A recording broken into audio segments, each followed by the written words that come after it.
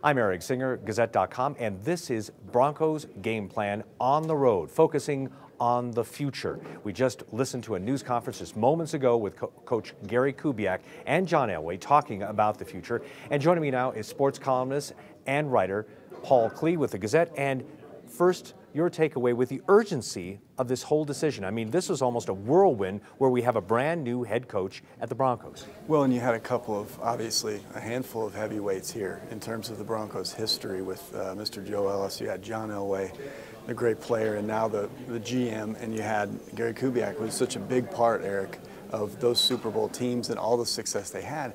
I actually think today, and this major detour for this franchise has more to do with a gentleman who wasn't here, and that's Pat Bowlen, the owner for over 3 decades.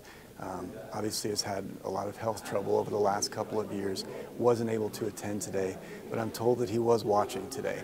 Gary Kubiak was one of Mr. Bowlen's most favorite people that came through this franchise, and I'm told by a couple of them that this would mean a great deal to him.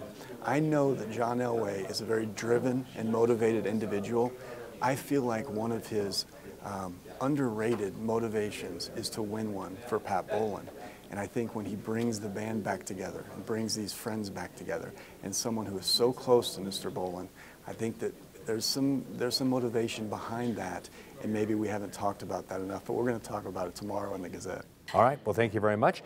And of course, you heard it right here. And of course, you can read Paul Klee's full column on Gazette.com with Broncos Game Plan on the road here at Dove Valley. I'm Eric Singer, Gazette.com.